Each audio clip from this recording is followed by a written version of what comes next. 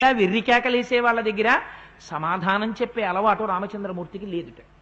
మీరిప్పుడు ఇది కానీ అలవాటైతే జీవితంలో ఓ గట్టిగా మాట్లాడి వెర్రికేకలేసే ఉన్నవాడిని మీరు ఆదరించలేరు మీ ఇంట్లోకి. ఎందుకని? వాడితో మౌనమే ప్రధానం. మీరు జవాబివ్వరు. జవాబివ్వనప్పుడు మీకు వాడితో స్నేహం ఎలా కుదురుతుంది? కంఠమెత్తి గట్టిగా మాట్లాడేవాడు నా స్నేహితుడు కాడు. ఎందుచేత? అలా మాట్లాడేవాడు నా స్వరూపాన్ని కూడా పాడు చేస్తాడు, నా ప్రశాంత చిత్తాన్ని పాడు చేస్తాడు. మీరు 4 మాటలు మౌనంగా ఉంటే 5వ మాట వాడు మీ దగ్గరికి రాడిగా. అందుకని రామాయణం రామచంద్రమూర్తి గుణాలు మనకి చూపించే జీవితంలో ఎలా దిద్దుకోవాలో. కథంచరుపకారేణ కృతే నైకేన తుష్యతి నస్మరత్యపకారాణం శతమప్యాత్మవత్తయ. వెంటనే కింద శ్లోకంలో చెప్తారు మహర్షి. ఈ శ్లోకం వెంటనే కింద ఎందుకు చెప్పాలి? మనస్సు ప్రశాంతంగా ఎలా ఉంటుందో చెప్పారు. నేను ముందు చెప్పేశాను ఆ విషయాన్ని అర్థం అవడం కోసం. కథంచిదుపకారేణ కృతే నైకేన తుష్యతి. వాడెప్పుడూ ఎవరికి ఉపకారం చేసే మనిషి కాడు. కథంచిత్, అనుకోకుండా ఓ ఉపకారం చేశాడు వాడు. అనుకోకుండా ఒక ఉపకారం చేసినా దాన్ని 10 మాటలు తలుచుకుంటాట రాముడు. ఏమిటి దానివల్ల ఉపయోగం? వాడు చేసేసాడు, కావాలని చేయలేదు, ఏదో అనుకోకుండా చేశాడు ఉపకారం. వాడికి జరుగుతుంది, తప్పదు, అందుకని ఉపకారం చేశాడు వాడు. అటువంటి ఉపకారం చేసిన రాముడు వాణ్ణి తలుచుకు తలుచుకు తలుచుకు తలుచుకు సంతోషిస్తాట. నస్మరత్యపకారాణం శతమ ఆత్మవత్తయ. 100 తప్పులు వాడు చేసినా రాముడు స్మరించట. ఎందుకని? ఆత్మవత్తయ, మంచి మనస్సు ఉన్నవాడు కాబట్టి. నీ మనస్సు మంచి మనస్సో, నీ మనస్సు చెడ్డ మనస్సో నీకు నువ్వు సాక్షివి. దానికి జడ్జి వేరొకరు ఉండరు. ఎంత గొప్ప ప్రిస్క్రిప్షన్ ఇవాళ తీర్పు వాల్మీకి మహర్షి చెప్పారో చూడండి. నీకు నువ్వు జడ్జి చేసుకో. ఉదయం 6 గంటలకి లేచి 7 గంటలు అయ్యేటప్పటికి ఒక్కసారి రివ్యూ చేసుకో, ఒక నిమిషం. ఎన్ని సంకల్పాల్లో నువ్వు ఇతరుల్ని ద్వేషిస్తే అంతసేపు నువ్వు చెడ్డ మనస్సుతో ఉన్నావు. ఎన్ని సంకల్పాలలో ఇతరులు చేసిన మంచిని నువ్వు స్మరిస్తే నువ్వు అంత మంచి మనస్సుతో ఉన్నావు. నువ్వు ఎంత మంచి మనస్సుతో ఉన్నావో అంత ప్రశాంతంగా ఉన్నావు. నువ్వెంత ప్రశాంతంగా ఉన్నావో అన్ని మంచి మాటలు మాట్లాడావు. ఎన్ని మంచి మాటలు మాట్లాడావో అంతసేపు మనిషిగా నువ్వు బ్రతికావు. కానిది నువ్వు రాక్షసుడిగా మరణించావు. ఇది జ్ఞాపకం పెట్టుకోగలిగితే కథంచిదుపకారేణ కృతే నైకేన తుష్యతి నస్మరత్యపకారాణం శతమప్యాత్మవత్తయ. అవతల వారు చేసిన అపకారమును జ్ఞాపకం తెచ్చుకోడు. కావాలని చెయ్యకపోయినా ఒక్క ఉపకారం వాళ్ళ వల్ల జరిగినా తాను గుర్తు తెచ్చుకుంటాడు. ఎందుకని? తన మనస్సు ప్రశాంతంగా ఉంచుకోవడం కోసం, తనని తాను ఉద్ధరించుకోవడం కోసం. ఇది రాముడు చేస్తే మీరెందుకు చెయ్యలేరు? మీరు మీ మనస్సు ప్రశాంతంగా ఉంచుకోవాలనుకుంటే తన కోపమే తన శత్రువు, తన శాంతమే తనకు రక్షదయ చుట్టంబౌ, తన సంతోషమే స్వర్గము అని మనకి చిన్నతనంలో నేర్పుతారు. ఎందుకు నేర్పుతారు? ఎక్కడి నుంచి వస్తుంది సంతోషం? వాళ్ళు నాకు ఆ రోజున ఉపకారం చేశారు మహానుభావులు, నాకేమిటి? ఉపకారం చేసేవాళ్ళు ఇంతమంది ఉన్నారు. అప్పుడు ఫలానా కష్టం వచ్చింది, ఆయన వచ్చి ఉపకారం చేశారు. ఇంకొకప్పుడు ఆయన ఉపకారం చేశారు. ఇంకొకప్పుడు పాపం ఆయన ఎప్పుడు వచ్చి కోటేశ్వరారు బాగున్నారా అని పలకరిస్తూ ఉంటారు. ఇంతమంది ఉన్నారు అని మీరు తలుచుకుంటున్నారు అనుకోండి, మీ మనస్సు ఉప్పొంగిపోతుంటుంది సంతోషంతో. దిక్కుమాలాడు 1972 ఫిబ్రవరి 15 వాడు, ఏప్రిల్ 3 వాడు, ఇలా అపకారాలన్నీ గుర్తు తెచ్చుకుంటున్నారు అనుకోండి. పరదూషణ లోపల మూట కట్టుట. ఏమిటి ఉపయోగం? ఇది రాముడు నేర్పాడు మనకు ఎలా బ్రతకాలో. ఇవయ్యా నీ కొడుకు గుణాలు. వాల్మీకి మహర్షి చెప్తున్నారు. ఇందుకని తండ్రికి ఇష్టంట రాముడంటే. బుద్ధిమాన్ మధురాభాషి పూర్వభాషి ప్రియం వద వీర్యవాన్ నచ వీర్యేణ మహతాస్వేన విస్మిత. బుద్ధిమాన్. బుద్ధిమాన్ అంటే, బుద్ధి అంటే నీకు ఒక జడ్జ్. ప్రతి వాళ్ళకి లోపల ఒక జడ్జి ఉంటాడు, ఒక డిసైడింగ్ ఆఫీసర్ ఉంటాడు. మీరు ఫైల్ పెట్టారనుకోండి, ఇలా చేద్దాం, if accepted to, if agreed to, పెద్దవారు ఒప్పుకుంటే ఇలా చేద్దామని మీరు ఫైల్ పెడతారు. మీ పైనున్న అధికారి దాన్ని ఒప్పుకోలేదనుకోండి, సపోజింగ్ ఇలా చెయ్యవద్దు ఇలా చెయ్యి అన్నాడు అనుకోండి, మీరు పెట్టింది నిలబడదు కదా, పైవారు చెప్పింది నిలబడుతుంది. అలా లోపల ఒక సంకల్పం వస్తుంది మీకు తెలియకుండానే. ఇవాళ సినిమాకి ఎడదాం అనిపిస్తుంది, వెంటనే ఏ సినిమాకి ఎడదాం అనిపిస్తుంది. ఫలానా సినిమాకి ఎడదాం. అబ్బా ఆ సినిమా అంతా కొట్లాట్లు జబలాట్లు ఎందుకు వచ్చింది, ఇంకో దానికి ఎడదాం. అసలు ఇవన్నీ ఎందుకు? రామాయణానికి పోతే అబ్బా ఏం రామాయణం లేదు, ఆయన ఓహో పట్టుకు తినేస్తాడు, ఎందుకు వచ్చింది ఆ రామాయణం. అలా అనకు. పోన్లే వాడికి ఏం చేత కాదు. కాకపోయినా మనం 2 గంటలు అయ్యప్ప స్వామి దేవాలయ ప్రాంగణంలో కూర్చుంటున్నాం కదా, పైగా ఆఖరణ రామనామం చెప్తున్నాం కదా, అది అక్కడికి వస్తుంది కదా మనకి. సినిమాకి ఏముంది, ఎప్పుడైనా వెళ్ళొచ్చు. పోల్ దానికి ఎడదాం, సరదాగా అంతమంది భాగవతులతో కలిసి కూర్చోవచ్చు కదా, అదే మనకి భాగ్యం. అని ఇన్ని జరిగిన తర్వాత డిసైడ్ చేసి నిర్ణయం చేసేవాడు ఒకడు ఉంటాడు. సినిమాకి వెళ్ళాలా రామాయణానికి వెళ్ళాలా, ఇవన్నీ సంకల్పాలు. రామాయణానికి వెళ్ళు అని డిసైడ్ చేస్తాడు ఒకడు. ఎవరు? ఈ లోపల వాడేం కనబడ్డావు, అది బుద్ధిమాన్. నిర్ణయం చేసేదెవరో దాని పేరు బుద్ధి. ఇది బుద్ధిమాన్. ఎందుకన్నారు ఆ మాట? ఎప్పుడూ మంచి వైపుకి నడిపిస్తుంది. నిర్దాక్షిణ్యంగా నిష్పక్షపాతంగా కూర్చుని దీని వల్ల ఏది మంచి ఏది చెడు, సంకల్పాలలో ఉన్న మంచి చెడులను విచారణ చేసి ఇది మంచి, పక్షపాతం లేకుండా ఆలోచించి ఇటెండు. నీకు కష్టమైన నిష్ఠూరమైన సరే ఇటే వెళ్ళు. నీకు ఎందుకుండదు సినిమాకి వెళ్ళాలని, కుదరదబ్బా ఇటెళ్ళు అని పిల్లాడు బాబాయ్ వచ్చాడు నేను ఇవాళ స్కూల్కి వెళ్ళను నాన్నగారండి అంటుంటే అలా ఏం కుదరదు. సాయంకాలం నువ్వు బాబాయ్తో గడుపుతూ కనివి స్కూల్కి వెళ్ళు అని రెక్కట్టుకు తీసుకెళ్లి స్కూల్లో దింపేసిన తల్లిలా బుద్ధి తల్లి దింపేసింది స్కూల్లో. ఎందుకని పిల్లాడు బుద్ధిలోకి రావాలి. నువ్వు కూడా నీ రెక్కట్టుకుని నిన్ను తీసుకెళ్లి రామాయణంలో కూర్చోబెట్టగలిగితే, అంటే నా ఉద్దేశం రామాయణం గురించి అని కాదు, ఒక మంచి పని గురించి అని తీసుకెళ్లగలిగితే బుద్ధిమాన్. నిన్ను నువ్వు ఉద్ధరించుకుంటున్నావు ఈ దేహంతో వచ్చినందుకు. అందుకని బుద్ధిమాన్ మధురాభాషి. దానివల్ల ఏమవుతుంది?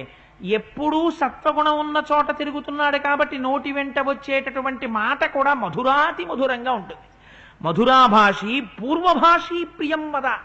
ఎప్పుడైతే మనస్సులో సత్వగుణం వచ్చిందో ఒక గొప్ప లక్షణం వస్తుంది.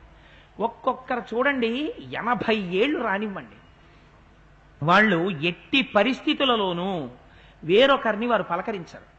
ఎందుకు పలకరించరో తెలుసా అండి? ఇక్కడ రాక్షసుడు ఉంటాడు, నేను పలకరించలేటువంటి వాడు వచ్చి నన్ను పలకరించాలి. ఎందుకది? అహంకారం. రాముడి కన్నా గొప్పవాడు ఈ ప్రపంచంలో లేడిగా. అటువంటి వాడికున్న గొప్ప లక్షణం ఏమిటో తెలుసా అండి? పూర్వభాషి ప్రియం వద. అది కూడాట ఒక్కొక్కడు వాడు వచ్చి పలకరిస్తాడు. ఎలాగా? ఏంటి సార్ మేము మీకెక్కడ కనపడతాంలేండి అని పలకరిస్తాడు. ఎందుకు ఆ పూర్వభాషిత్వం? ఎందుకు వాడు వచ్చి పలకరించడం ముందు మన్ని? అది కాదుట రాముడు పలకరించేది. పూర్వభాషి తను ముందు మాట్లాడతట. అవతల వారు తన్ని పలకరిస్తే అరేరే వారు వచ్చి నన్ను రామా బాగున్నావా అని అడిగారు, నేను వారిని అడగలేదు అని బెంగ పెట్టుకుంటాట. అని తనే ముందు అయ్యా బాగున్నారా కులసాయా అంటాట. ఎలా? ప్రియం వద. అతి ప్రియంగా మాట్లాడతాట. అంతేకాని అవునులేండి మీకెక్కడ కనపడతాం సార్ మీరు ఎదిగిపోయారు ఇప్పుడు అనట్ట. ఈ అందం, ఈ మాట, ఈ ధోరణి, ఈ సాత్వికత, ఈ నిర్మలమైన మనస్తత్వం రాముడికి ఉంది. పూర్వభాషి ఇది నేర్చుకుంటే అహంకారం గెలిచినట్టే. ఎవరు కానివ్వండి ముందు తాను వెళ్ళి ఎప్పుడు పలకరించగలరు?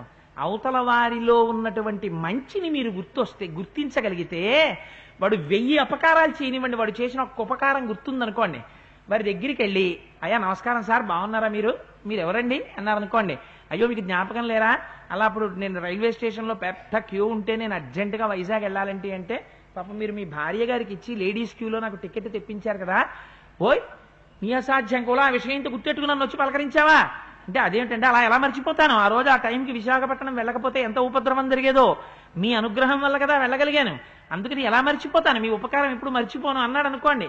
వెళ్ళి మాట మాట్లాడితే అవతల వారికి గొప్ప మీకు గొప్ప, మిమ్మల్ని మీరు సంస్కరించుకుంటున్నారు. అందుకని పూర్వభాషి ప్రియం వద. ముందు మాట్లాడతాట, ప్రియంగా మాట్లాడతాట. ఇదిట రాముడి లక్షణం. రాముడు నోరు విప్పి మాట్లాడాడు అనుకోండి, ఎంత సంతోషంగా ఉంటుందో అంత అందంగా మాట్లాడతాడు. అంత అందంగా అంత ప్రేమగా మాట్లాడడం రాముడికి ఉన్న లక్షణం. అందుకని పూర్వభాషి ప్రియం వద. నేను ఒకరిని చూశాను ఇలాంటి వారిని, రామాయణం చెప్పి చెప్పి చెప్పి చెప్పి ఈ లక్షణం వచ్చిన వారిని. శ్రీభాష్యం అప్పలాచార్య స్వామి వారిని ఒక మహానుభావుడు ఉండేవారు కాకినాడలోనే చాలా కాలం. వారిని ఇక్కడ వాళ్ళు ఎవరు మర్చిపోరు మహానుభావుడిని. పూర్వభాషి ప్రియం వద ఆయనకు వచ్చింది ఆ లక్షణం.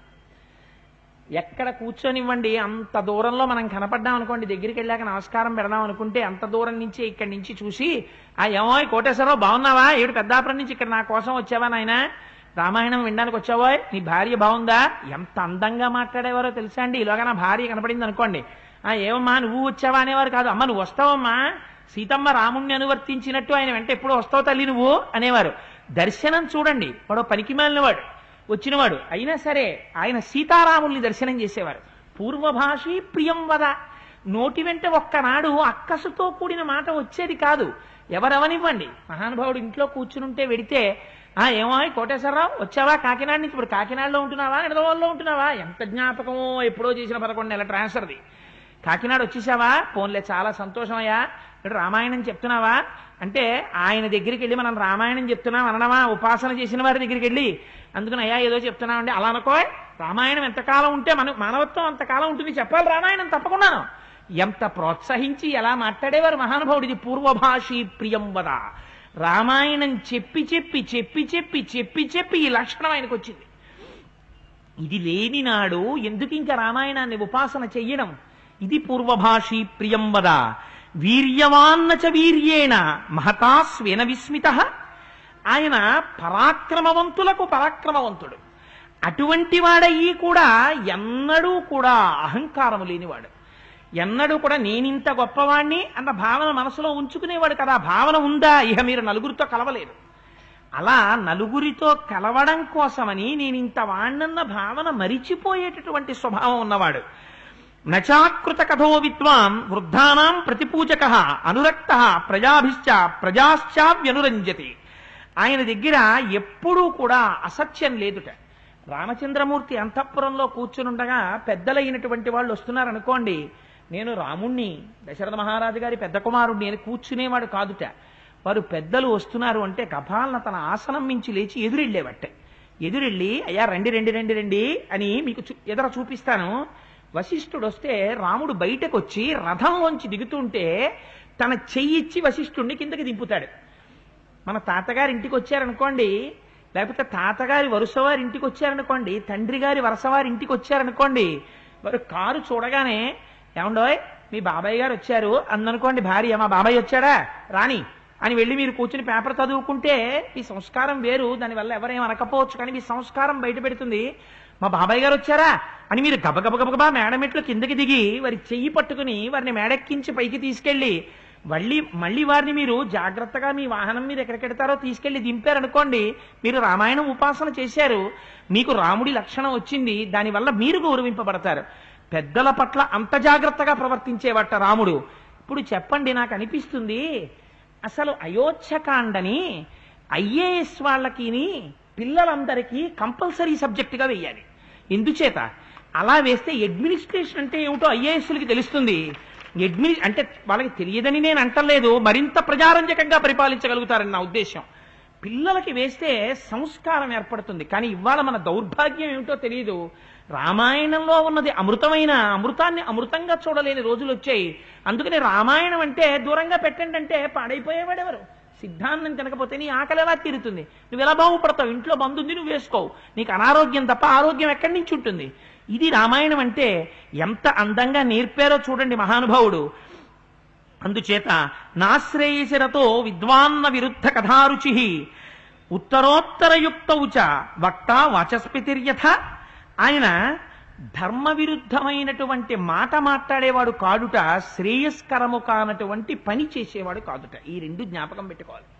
అసలు నిజంగానండి ఈ ఒక్కొక్క శ్లోకం 3 రోజుల ప్రసంగం అంటే ఇలా విడి ఏళ్లకి ఏళ్ళు రామాయణం చెప్తాడేమో అనుకుని పూర్తి చేయడం, కానీ శ్రేయస్కరము కాని కార్యము. ఎందుచేత లోపల బుద్ధి నిర్ణయిస్తుంది. బుద్ధికి తెలుసు నువ్వు ఈ పని మీద పెడుతున్నావు, ఇది చాలా తప్పు, ఈ తప్పు వల్ల నువ్వు పాడైపోతావు అన్నా సరే మనస్సు ప్రచోదనం చేస్తుంది. ఆ తప్పేలావా, వాడు చేయలేదా వీడు చేయలేదా, అంతలా మడికట్టు కూర్చుంటే ఇంకెవడూ పనికిరాడు, ఏం పర్వాలేదు, ఈ మాత్రానికి ఏం తప్పైపోదు, పర్వాలేదు చెయ్యొచ్చు అంటుంది.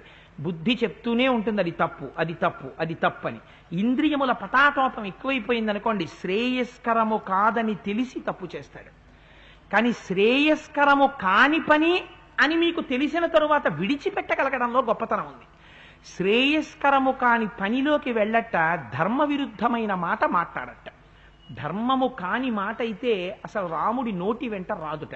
అది ధర్మబద్ధమైతే అవతల వారు ఎంత గొప్పవారైనా సరే తాను వెనక్కి వెళ్ళట.